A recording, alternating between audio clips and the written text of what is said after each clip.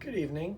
My name is Griffin, and I am from this wonderful state of Missouri. I have a beautiful family that includes my wonderful wife and our little boy as well. Uh, the degree that I am pursuing is a Bachelor's of Science in Psychology, focusing on Christian counseling. The job that I have right now is actually a member of a maintenance team for a property in the area that I live in. I learn an awful lot about just about everything you can imagine. My job has ranged from doing a simple house repair to doing lawn maintenance and climbing up on a roof to try to put some roofing back on or some siding. So it's been definitely a learning experience. The plan that I have for my degree is it's a little fluid right now, but I personally feel a really strong passion for wanting to help leadership within the church. I feel like as far as counseling goes, there are plenty of resources available for regular congregation members, things like that, but there aren't that many resources available for pastors or pastors' wives or deacons, the people that we look up to and expect help from all the time. I feel like there's not a ton of resources available for them to feel that they can openly approach when they feel like they might need help from a counselor. So I know for sure that I want to continue my schooling and work towards a degree that would help me to counsel pastors specifically. Now, what I'm hoping to learn from this class, I feel like I took speech for a year while I was in high school, and I've always kind of been known as somebody who can improvise really well and is pretty good at public speaking. But I really would like to learn more about the science behind speech, like public speaking, and how to present myself in a more professional manner when it comes to speaking. Like I said, I've always been known to have the ability to improvise really well. I've always been kind of known as the funny guy in my group. But I would like to see if I can develop my skills a little bit more to be able to present myself in a more professional manner whenever I'm trying to convey information. And then the last thing I want to talk about is an important life experience.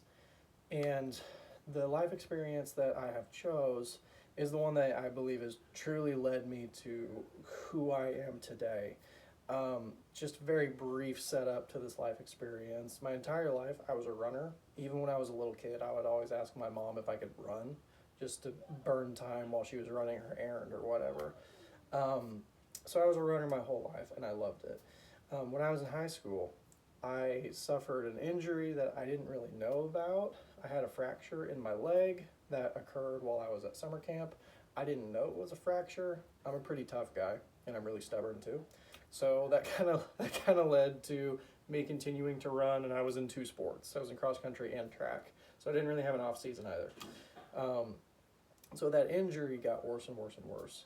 Um, and I didn't know that it was a fracture and that I was actually making the nerve damage from the fracture worse as I kept running on it. This all led up to this situation my senior year in high school where I was having to take like a week's rest during my track season to try to rehab whatever this injury was. And I still didn't have a proper diagnosis for it. But it was coming up on our conference track meet. So this is one of the biggest track meets of the year. It's my senior year. And I was having one of those scenarios where I felt like I was going to need to rest. But I couldn't rest because if I didn't run in the conference track meet, I had no chance of moving on to the next one. So my coach eventually told me that I just had to make the decision for myself on whether or not I was going to run in this meet. And I took the time, I prayed, and I apologize if you hear my son out there. He's not feeling very well right now. But I took the time and I prayed, and I decided to run this race. And I told God during that prayer that, you know what, no matter what happens, I'm going to leave it all out on the track in this race. And I did.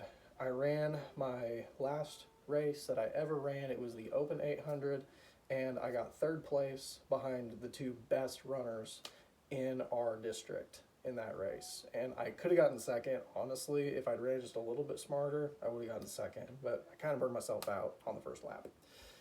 So I ran that race, but in running that race, I ended up pushing my body and my injury too far. and it developed into the full-blown syndrome that I have now, which is CRPS, for anybody who knows that. But what I learned from that day that really stuck home with me while I was going through high school, I was kind of trying to figure myself out. What is my identity going to be? I'm going into college, I want to be more secure. What I figured out that day was that something was taken from me because I wasn't able to run anymore after that, not near the level I was accustomed to. What happened that day is something was taken from me, and I thought it was my whole life. But God took that moment of me losing something to cement me all the more in who I really was in His designs, which is who I am today. I don't identify myself as a runner, obviously, anymore, but I identify far more as a child of God, a husband, a father, a son to my parents. I identify far more in the things that God truly created me to be unique with, and that is somebody who is blessed with the ability to deeply and genuinely care about everybody he contacts. So that is a brief introduction of me. Again, my name is Griffin, and I hope anybody watching has an absolutely wonderful and blessed evening. Thank you.